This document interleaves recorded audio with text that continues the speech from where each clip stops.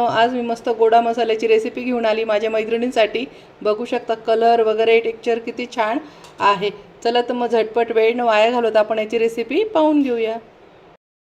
तर इथे धणे घेतलेले, इथे लाल मिरच्या घेतलेल्या आहे भरपूर, त्यानंतर इथे मी कस्तुरी मेथी घेतलेली आहे आणि इथे वाळलेला कांदा घेतलेला आहे।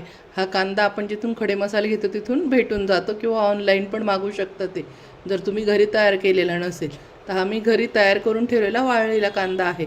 याला करपी पण म्हणता, कोणी कलसणी पण म्हणता, कोणी वाळलेला कांदा म्हणता।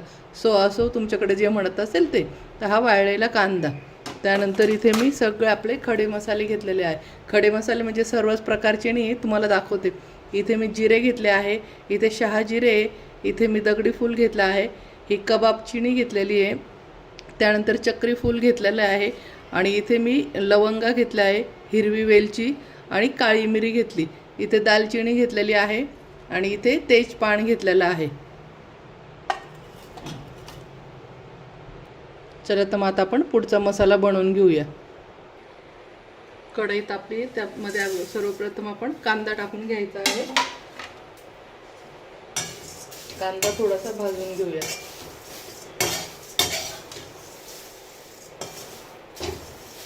हे सगळे मसाले मंद आचेवर भाजायचे आणि कांदा तर एकदम सतत असा हलवत राहा आणि मंद आचेवर भाजणे, तर कांदा हा वाळलेला असतो त्यामुळे पटकन जळून जातो।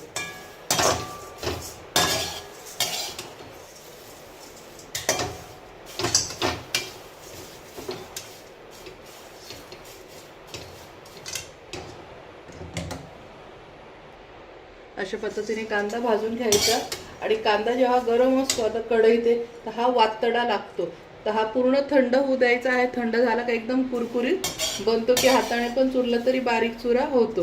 तर हे लक्षात ठेवा, कांदा जेव्हा भाजतो आपण आणि गरम असतो तर तेव्हा हा नरम पडेला असतो, तर असं समजायचं नाही की हा भाजला गेलेला नाही, हा पूर्ण भाजला गेलेला असतो। एका ताटात मोकळा करून ठेवायचा असतो, थंड झाला की हा एकदम कुरकुरीत बनतो। तर आता आपण हा काढून घेऊया, मस्त भाजला गेलेला आहे। आता हा काढून घेते। अशा पद्धतीने भाजून आणि एका ताटात काढून घेतला आहे। आता धणे टाकून घ्यायचे आहे। धणे पण बारीक गॅसवरच भाजायचे आहे, जास्त जाळायचे पण नाही, ब्राऊन कलरचे करायचे फक्त।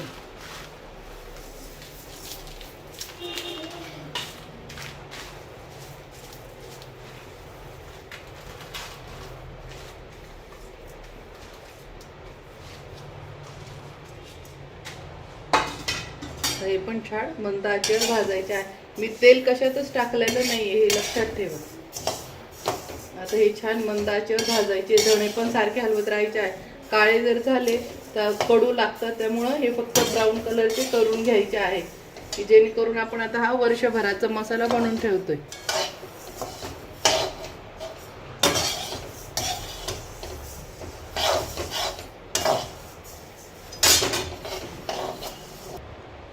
धणे असे हिरवेच घ्यायचे आहे, गावठी तुम्ही बघितलं आहे मी धणे खूप हिरवेगार घेतलेले आहे।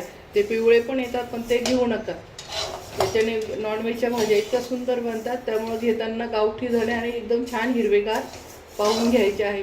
अजून तर भाजला बी गेले नाही तर एवढा छान वास धण्यांचा सुटलेला आहे। हे प्युअर गावठी धणे बघू शकता, बारीक आहे, जाड पण नाही आणि मोठे पण असे एकदम बारीक पण नाही आणि जाड पण नाही, हे गावठी धणे आहे हिरव्या कलरचे। मस्त भाजून घ्यायचे आहे।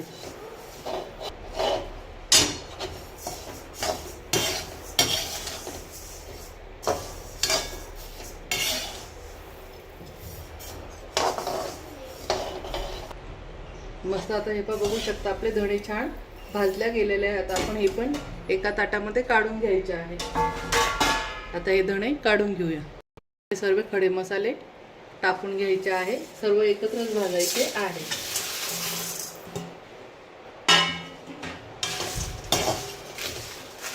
हे पण छान मंद आचेवर भाजायचे, आणि हे जे तेजपान आहे तर हे थोडेसे बारीक कटिंग करून घ्यायचे, जेणेकरून छान भाजल्या जातात आणि दळायला पण सोपे पडतात।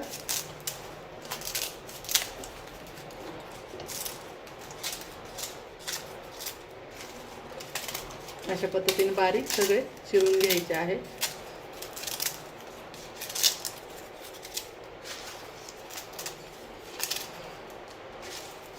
भाजायला सोपे जातात ते. अशा पद्धतीने आता सर्व भाजून घेऊया.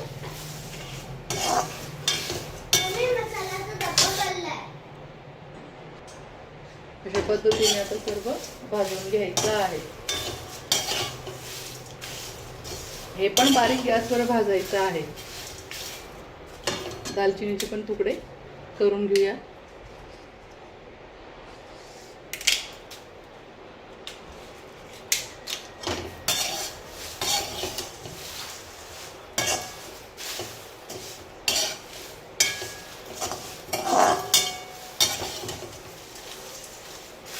मस्त असं छान खमंग भाजून घेऊया. आज मी एका टायमाला 2 मसाले बनवते. एक धना पावडर पण बनवते आणि गोडा मसाला पण बनवते की नॉनव्हेजला खूप छान चव येणार आहे. दोन्ही व्हिडिओ आज एक उद्या एक असा येणार आहे. दोन्ही व्हिडिओ पाहायचे आहे कारण की एकाच दिवशी 2 व्हिडिओ न टाकता व्हिडिओ खूप लांब होईल म्हणून याचे मी 2 भाग केलेले आहे. धना पावडर पण आणि हे पण गोडा मसाला पण. आणि हे माझी आता मी मागे पण टाकलेला आहे व्हिडिओ. ती थोडीच करून टाकली होती पण आता हा माझा वर्षाचा मसाला सर्व आहे धना पावडर वगैरे.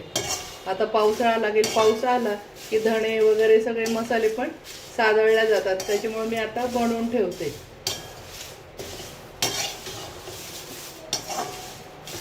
मस्त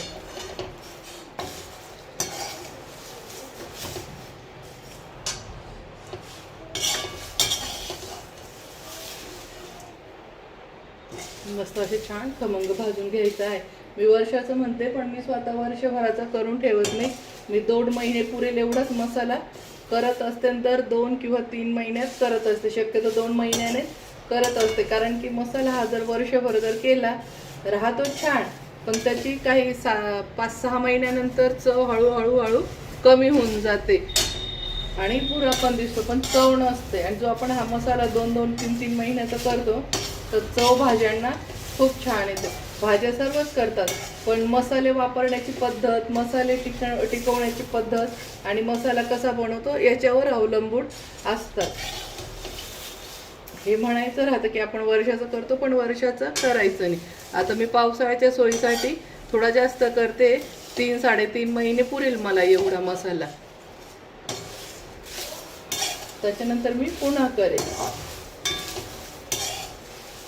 आणि थोडासा पाऊस उघडला 2-3 दिवस पाऊस नाही ऊन पडलं तर त्यावेळेस पुन्हा हा मसाला करून ठेवायचा आहे पटकन.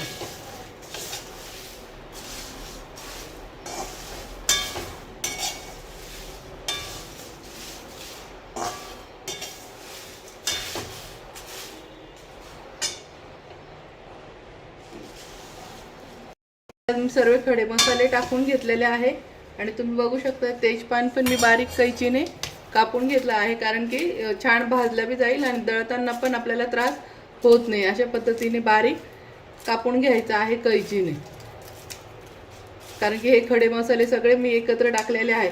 मग तेजपानमुळे खूप प्रॉब्लेम येतं, भाजला जात नाही, मसाला जळला जातो. अशा पद्धतीने मस्त बारीक करून घ्यायचं आहे आणि वाटायलाही सोपं जाईल. दालचिनीचे पण तुकडे करून घ्यायचे आहेत.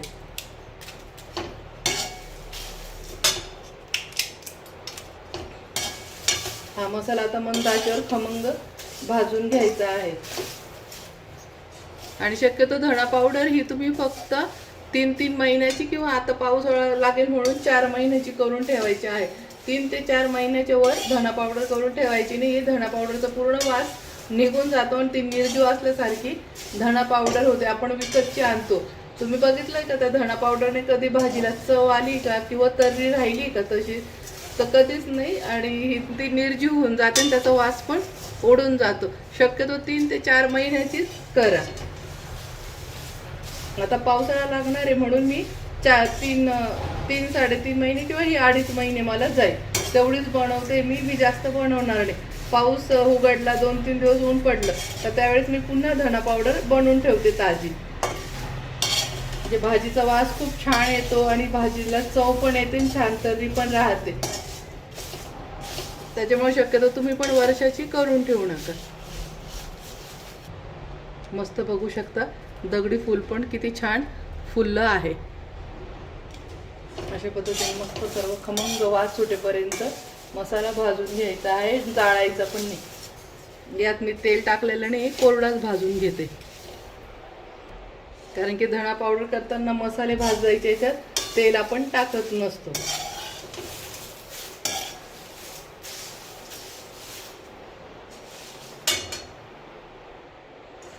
सर्व खडे मसाले मस्त यातच टाकून घेतलेले आहेत.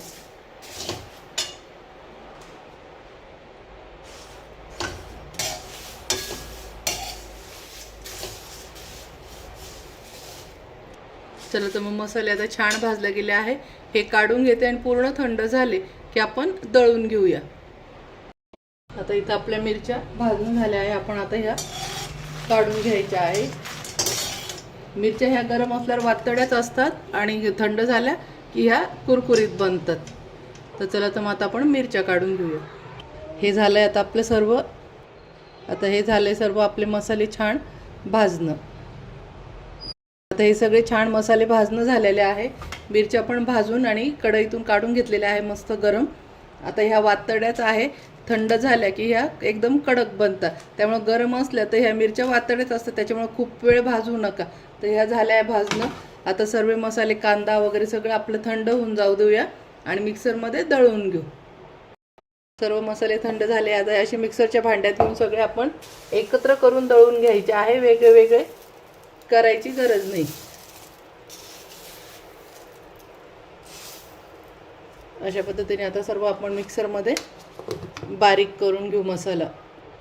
मस्त बघू शकता कलर किती छान आला आहे ना. अशा पद्धतीने बारीक करून घ्यायचे आहे आणि चाळणीने काही गाळण्याची गरज नाही. इथे कांदा बघू शकता किती छान थंड झाल्यानंतर हाताने सुद्धा बारीक चुरा होऊ राहिला. तो पण आता एकत्र करून घ्यायचा आहे धण्यामध्येच. पुन्हा आता सर्व आपण एकत्र टाकून घ्यायचं आहे.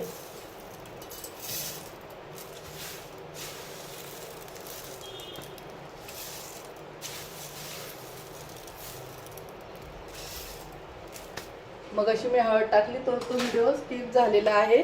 तुम्हाला पुन्हा दाखवण्यासाठी आता दाखवते. हे बघ, मी इथे 1 चमचा हळद टाकून घेत आहे. पहिल्या याच्यात टाकलेलं ते स्किप होऊन गेलेलं आहे. तर हे पण आता दळून घेते मिक्सरला. आता पूर्ण दळून आणि तुम्हाला दाखवते. आता इथे मी सगळं हे कांदा वगैरे एकत्र करून सगळं आता मिक्सरला दळून घेते आणि लास्ट तुम्हाला दाखवते, कारण की व्हिडिओ खूप मोठा होऊन जाईल नाही तर. आता हे सगळं मी दळून घेते आणि लास्ट पूर्ण झाल्यावर एंडला तुम्हाला दाखवेल. तर मस्त हा झाला आपला गोडा मसाला. बघू शकता कलर पण किती छान आलेला आहे आणि हा चवीला पण खूप भन्नाट झालेला आहे. तर चला तर मग मैत्रिणींनो, भेटूया अशाच नवीन नवीन रेसिपीमध्ये. तोपर्यंत बाय बाय. आणि माझ्या अशाच नवीन रेसिपी पाहण्यासाठी मसाल्याच्या परत भाज्यांच्या तर माझ्या चॅनलला लाईक करा, सबस्क्राईब करा आणि शेअर करा. चला तर मग भेटूया आपण नवीन रेसिपीत. Bye bye.